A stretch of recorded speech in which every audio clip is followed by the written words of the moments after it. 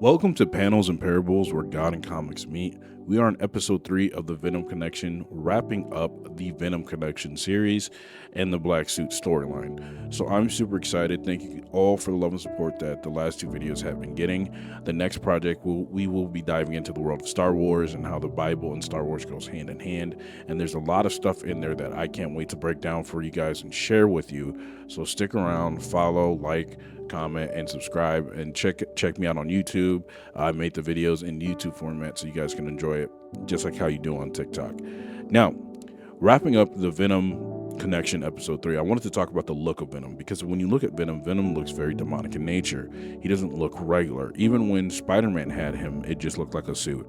But when Eddie and Venom combined and their sin became an agreement, which is recap from episode 2, you can look at the design of Venom and say that that's scary.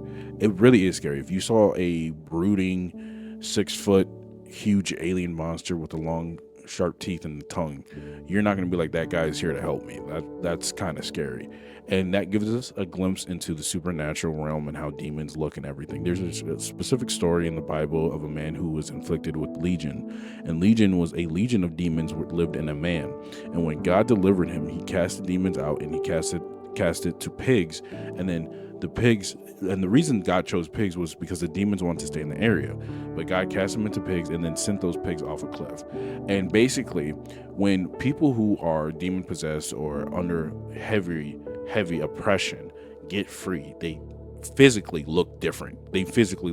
So if you've seen somebody who's been on drugs, who did alcohol, who's an alcoholic, did hard drugs, meth or crack or anything like that, or even heroin, and they get saved and they get their life turned around, the mug shots that they have before and then like how they look after is completely different. That's because sin can take a physical hold on you and affect you not only mentally, physically, and spiritually, but mostly physically. And it shows because you're gonna look different, you're gonna look, and you're gonna even sound different. So when Jesus delivered this man, he was completely healed, and people didn't even recognize him, and people were surprised because he was back in his right mind. And so when you look at Venom is the type of being that, like, if you saw this dude out in the real world, you would freak out. So imagine if he looked crazy in the movies and he looked crazy in Spider-Man 3, imagine what he looks like in the supernatural spiritual realm. It's very interesting when you look at Venom, because Venom, when he talks and the stuff that he does, he always talks in like almost not even a third person. He's not saying, oh, Venom does this, Venom does that. He's like, we, meaning something else is there entirely, and it affects his mind. And he says, we are Venom. And so this is an interesting character because he believes in his mind that he's doing right, but it's not. Over time, the symbiote doesn't just stay with Eddie, it multiplies. It spawns new symbiotes like Carnage, Toxin, and others. Each generation is often worse, more chaotic, more violent, less controlled. And this is true. In the comics, there's spawns of Venom that come from it. And Carnage is probably the worst one because Carnage is twice as crazier than Venom ever was. Romans 5:12 says, sin entered the world through one man, and death through sin, and in this way death came to all people.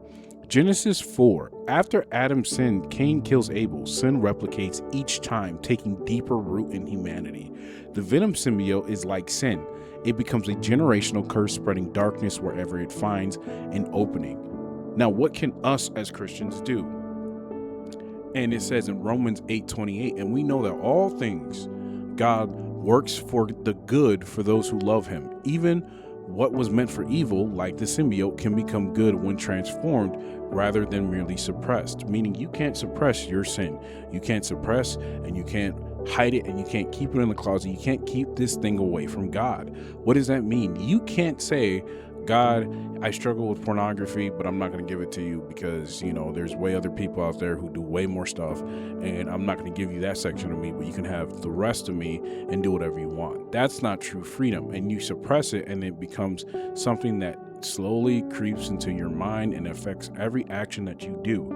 So what's very interesting is that the Venom saga and the Venom symbiotes, even the spawn of Venom, it goes so deep that leads to generational curses. It leads to one person dealing with something. And in layman terms, if you had a father who was an alcoholic, most likely the kids and the children of the father or of the mother become alcoholics, because it is something that they saw, that they were taught, and it gets passed down, and it continues and it continues and it continues until it's broken. So when you go back to Spider-Man, when Spider-Man breaks chains and he gets the Venom suit off of him, it's breaking chains. He stops and he says, I don't have to be this thing. I don't have to be this creature. I don't have to be this distorted, evil version of myself. But if you guys like this video, don't forget to leave a like, comment, let me know your thoughts. YouTube is now up, so you guys can see the video in a better format if you wanted to. It's the full video's up on YouTube. And this is Steven from Parables signing off.